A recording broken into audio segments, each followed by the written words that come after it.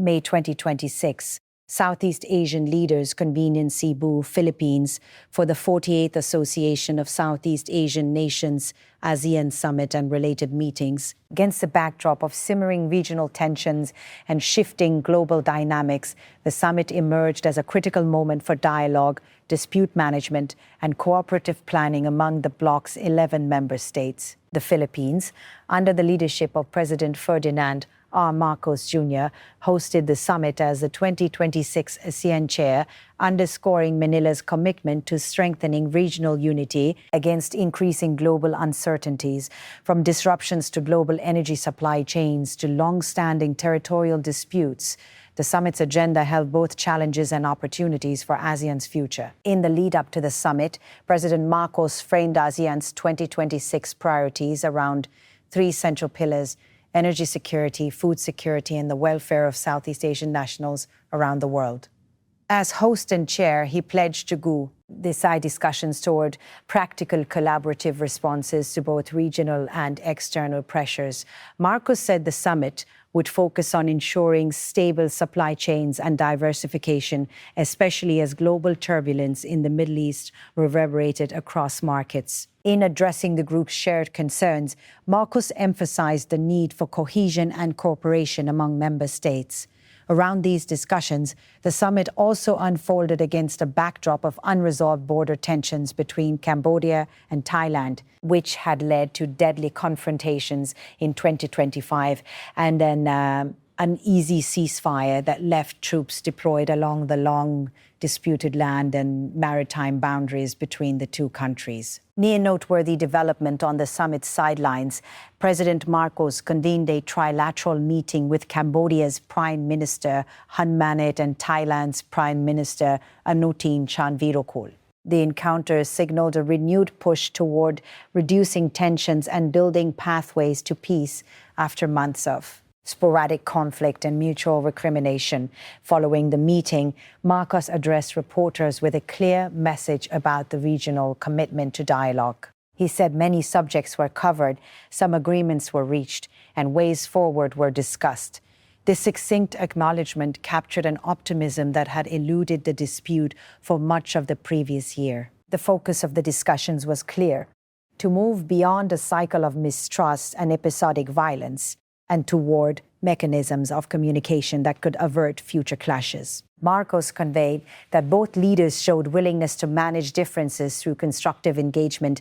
Reflecting on the potential for diplomacy, the Philippine president added that reconciliation was essential for regional stability, telling journalists that both sides had reaffirmed the importance of maintaining open communication, exercising restraint, avoiding actions that may escalate tensions, and continuing efforts towards peaceful dialogue and deconstructive engagement. These commitments, he suggested, were made possible by a very clear, fervent belief by both leaders that it is time for peace and no longer the time for war. Thailand and Cambodia agreed to direct their foreign ministers to sustain dialogue, a move aimed at building institutional channels for addressing disputes rather than relying solely on sporadic summits or summit sideline talks. This step was widely portrayed by observers as critical in laying the groundwork for lasting resolution. The border clashes between Cambodia and Thailand in 2025, marked by artillery exchanges and the deployment of forces along contested territory, shattered decades of relatively muted dispute management.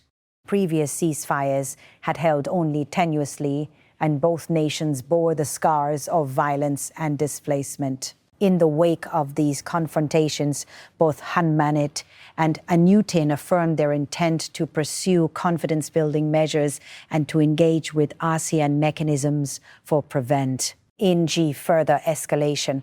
Understanding the deep historical roots of their disagreements, the leaders expressed cautious optimism that the latest talks could reset relations. Observers noted that the border dispute has complex origins, dating back to colonial treaties and long-standing disagreements over territory, including areas near culturally significant sites such as the Preah Vihear Temple. While past engagements often faltered, the cementing of regular diplomatic exchanges at the ministerial level was widely seen as a step forward. In his remarks, U Tin acknowledged shared challenges and underscored the necessity of moving past bitterness. It is time for both countries to look forward and open a new chapter in relations, he said, emphasizing that rebuilding trust would require sincerity, honesty, and a shared commitment to overcoming obstacles together. Such language, while measured, was interpreted by analysts as reflective of a broader desire within ASEAN to contain intra-RegI conflict and uphold the organization's core principles of peaceful coexistence and non-interference. Beyond the Cambodia-Thailand dispute, the summit addressed several strategic concerns affecting Southeast Asia's collective future.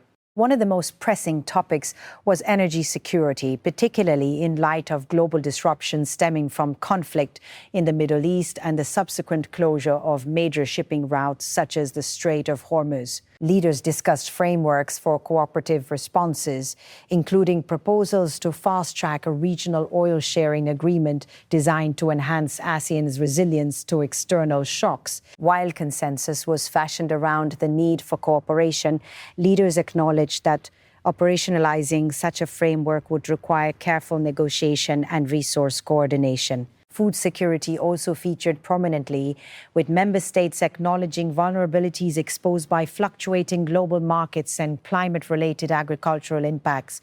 Discussions focused on deepening integration and harnessing collective capacities to ensure staple supplies remain stable for ASEAN populations.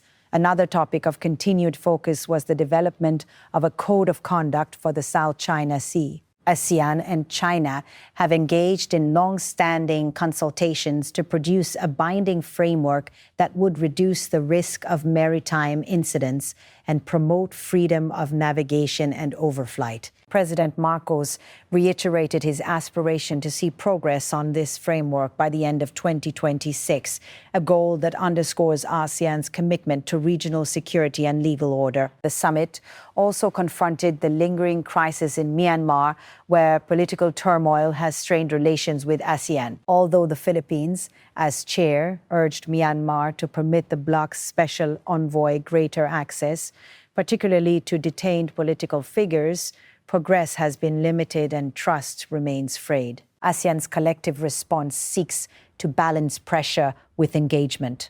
But Myanmar's internal complexities continue to challenge the bloc's ability to present a unified approach.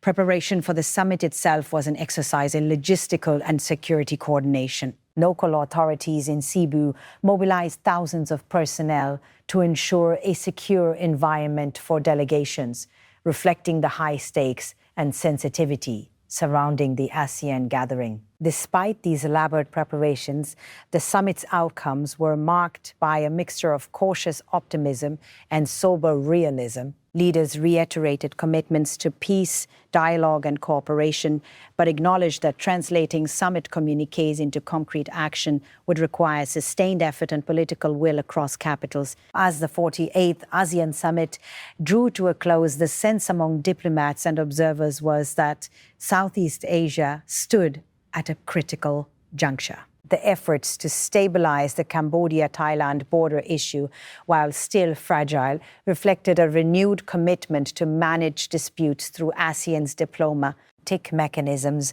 rather than through force or unilateral action. The summit's discussions on energy, food security, maritime conduct, and internal ASEAN cohesion underscored the multifaceted challenges confronting the region under President Marcos' chairmanship. ASEAN navigated these issues with a blend of pragmatism and aspiration, signaling that solidarity and cooperation remain central to the bloc's identity. While the journey toward lasting peace and deeper integration will unfold over years rather than weeks, the Cebu summit marked a noteworthy step in reaffirming ASEAN's relevance as a forum for addressing both old disputes and emerging global pressures. For many in the region, the hope is that the advantages of dialogue and consensus will outweigh the forces of division, ushering in a more stable chapter for Southeast Asia's collective future.